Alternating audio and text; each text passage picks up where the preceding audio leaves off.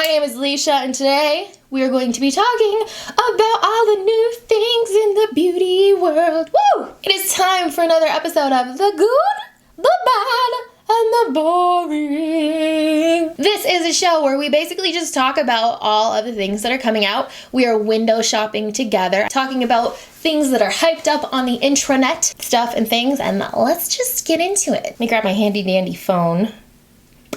Bam! So last time we talked about a lot of blue products that were coming out. We're on to a lot more rainbow, I feel like is the main thing here. Okay, so the first thing that I want to talk about is this palette that is coming out from Glamlite. We talked about it, I think 2 episodes ago of GBB. It is this burger palette. So we talked about it, they announced it. Glamlite made this pizza themed eyeshadow palette and everyone kind of flipped their shit. It was like a huge deal, everyone wanted it. It was like, oh my god, this is so crazy.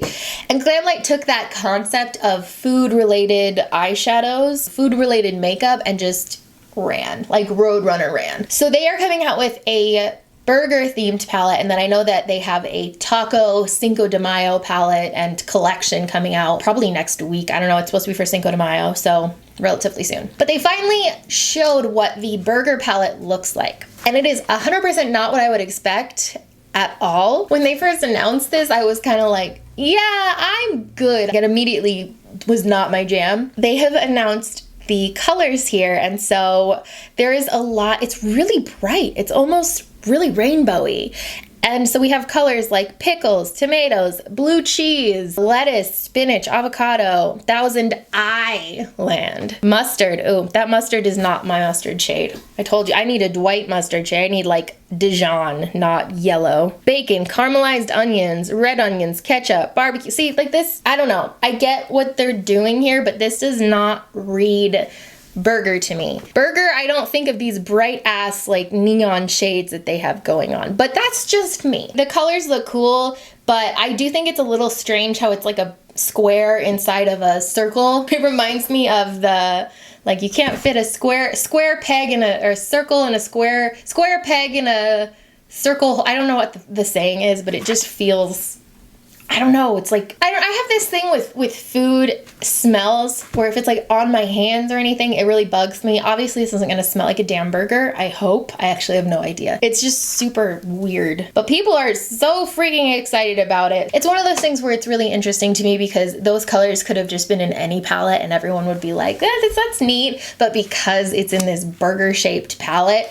it changes everything. And I find that interesting. And I used to be that way. I used to be so much more of a packaging person who like really cared about what the packaging looked like and would buy anything because of the packaging, and not so much anymore. So I think that that's why I'm a little bit more critical about it. But I will give them kudos because I do think that they're doing something no one else is doing. And that's always gonna have a payoff, especially if it's something where everybody likes burgers, right? So here's a burger palette. Everyone likes tacos, right? Here's a taco palette. I don't know, we do candy and all that stuff, so I get it. Another thing I wanted to talk about, ColourPop has their new packaging for their rainbow gel liners and their pencil liners. I have to be honest with you guys, when it comes to packaging, specialty packaging like the burger palette, it doesn't do much for me, but when it shows me what colors I'm using, oh my gosh, you bet I am about it. So this one having all of the colors in the packaging that represents the color that it is, yes, especially those gel liners, because I bought some of those gel liners before, and when the colors are all the same, gel liners do this thing where you can see the color inside, but it almost warps it a little bit, so you sort of have to move it around. I know, first world problems, but I do appreciate when packaging matches the product inside. Something like lipsticks, for example. When all the lipstick packaging is exactly the same, and it just has a name, I'm more likely not to use it because I don't know what color it is. Whereas if even the label, just the label shows me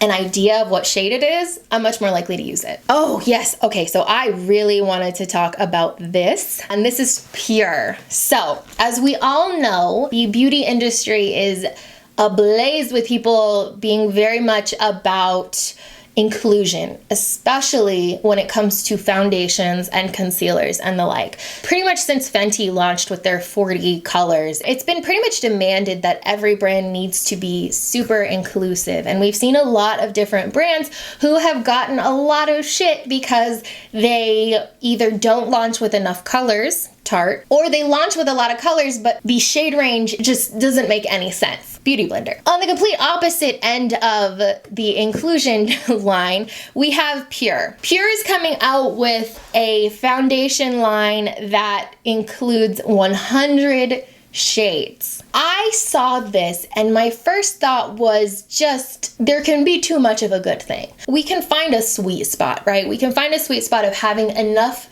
shades that include everybody and as inclusive as possible without going off the deep end with something like 100 different shades. To me, that just feels really, more than anything, it feels overwhelming and confusing. It feels like more people are bound to pick up the wrong product, especially since I'm assuming that this is going to be something that is available on just their website. And I really worry that that is going to mean that people are going to end up picking up all these wrong colors and having to return them.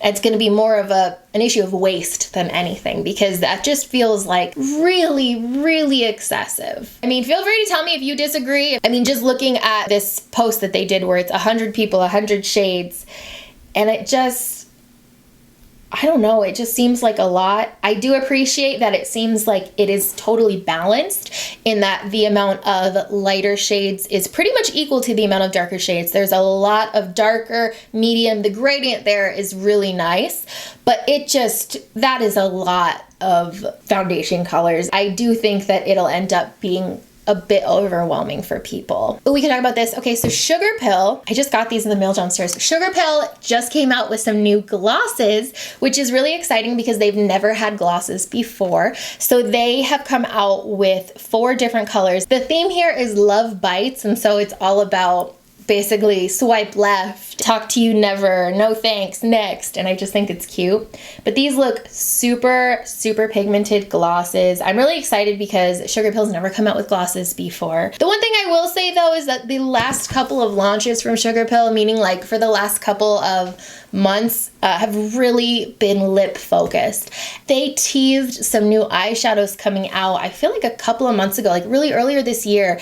And I got really excited, but we're still on that lip train. This is just personal preference because I just don't wear a lot of lip products, because Sugarpill eyeshadows are next level amazing. They're so good. They have the best mattes, period. The best purple eyeshadow that exists anywhere. Fight me, you're wrong. It's amazing. Oh yeah, I also wanted to talk about this with you guys. So Sephora is coming out with a credit card. I'm so curious about what you guys think about this. Sephora is coming out with their own credit card, and their perks on it, I'm really not convinced. So it's 15% off your first purchase, which, I mean, 20% even is not as much as we like to make it seem in our head, but 15 just feels sort of like not cool. 4% back in rewards in Sephora or online. 1% back in rewards on purchases outside Sephora. That means you get 4 times the points. I mean, that's good, but see, you need a lot of points for anything at Sephora. I think at Ulta I had 1,700 points, and it was something like $70 back in Ulta cash. You have to be VIB Rouge at Sephora to even get their cash gift card option. So that means you have to spend $1,000 there. I'm not even VIB Rouge anymore. I used to be, but I don't even buy anything anymore, so I can't even use my points for money back at Sephora. I feel like the rewards at Sephora never make me, I never want to spend them. The only time that I thought it was worth it was when I got the $100 gift card with them. But for that, you need 2,500 points. And yes, getting 4% back is great. But I mean, flipping it over back to Ulta, they do a lot more events that give you more points. So it's easier to accumulate points at Ulta than it is at Sephora. So I'm just a little bit disappointed in this. It just does not sound worth it. It's a little bit super disappointing to me because I feel like they could have done more. That just feels really weak in the worth it department to me. What else can I talk about to you? FedEx is at my door. You ever just hear the brakes and you're like, I'm like a dog hearing a whistle or a treat or something every time. Other than that, the last thing I was gonna mention was that we finally got some photos of the Aladdin colors that are coming out from the MAC collection. When does this come out? May 16th. Last time we talked about the fact that there was gonna be an Aladdin collection from MAC, and this time we finally have some pictures of what some of this will look like. This is just some of the lip glosses, and it just feels, I don't know, I'm not psyched. It's cool, but I want the makeup industry to come out with new stuff instead of rinse and repeat. And for example, this product right here is a highlighter. It has the Aladdin packaging and it has a kind of stamp of the genie lamp. But the color doesn't feel like anything remarkable. These colors just feel like we've seen them so many times. It doesn't feel new and fresh and exciting. The eyeshadow palette doesn't feel new and fresh and exciting. It just feels like same old, same old. None of this makes me think Aladdin, right? But I mean, that could also be because in my head, Aladdin, I immediately think of a bright blue for the genie, like a bright gold, maybe a red for Iago or Jafar. I think of brighter colors than this. This feels super boring because it's meant for the live action, but it's just so tough for me to feel super inspired anymore when that's what my options are, when that's what's being presented as new. Ugh, I don't want to end this on like a boring note, but I don't know, man, that's where I'm at. I forgot one more thing I did want to talk about in this video, and that is from Fortune Cookie Soap, who I know I haven't talked about in a really long time.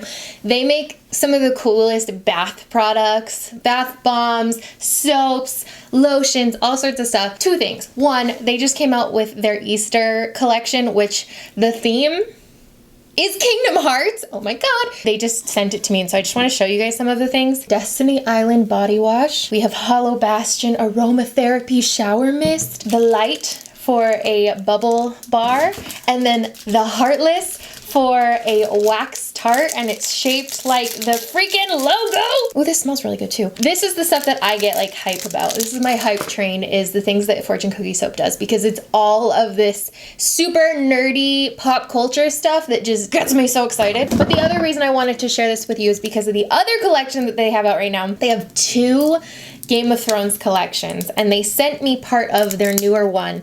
And the reason is because I essentially begged them, because they have this soap. I don't even want to open it. I don't even want to open it because I'm so amazed by it. Okay, so this soap is called King's Landing. Can we, for a minute, just appreciate this? I mean, I got Daenerys on the Iron Throne back here, and I just got Drogon and Daenerys. I don't know if you see that right now. I don't buy a lot of Pop Funkos, but when it's something that I live, I gotta do it. I want the Night King too. There's Night King and White Viserion. Oh my god, I need to get it. But, I mean, seriously, that is so freaking cool. I am just like, I love it so much. We have the Iron Throne. They have a bath bomb that is shaped like a dragon egg. It's pretty much Drogon's dragon egg. Stormborn, it's called. This stuff, I just, oh my gosh, it makes me so excited. This is Salt Scrub R plus L equals J. I'm just such a nerd for this stuff. Oh, this was a Kingdom Hearts Easter egg, the bar soap. I mean, it matches my tattoo, just to show you how nerdy I am. My other favorite, other than the bar soap from the Iron Throne bar soap, they also have a toilet spray that's kind of like poopery, but it's called For the Throne, and it's a toilet spray. I mean, come on. It's just so good. Okay, so I just needed to include this stuff because it made me so happy. I just love themed stuff like this, and this is the stuff I can get on board with. I can't get on board if it doesn't make sense, but this stuff is just next level awesomeness, and any appreciation for Kingdom Hearts makes my heart soar. Makes my heart soar! So, as always, this was the GBB for this week. Please continue to tag me on Instagram, on Twitter, anywhere that you want me to include something that is fresh and coming out and exciting, new products, new launches. I want to talk about all of the things. My name is Leesha. I love you so much. Why did my voice do that when I said that? It's okay. Bye.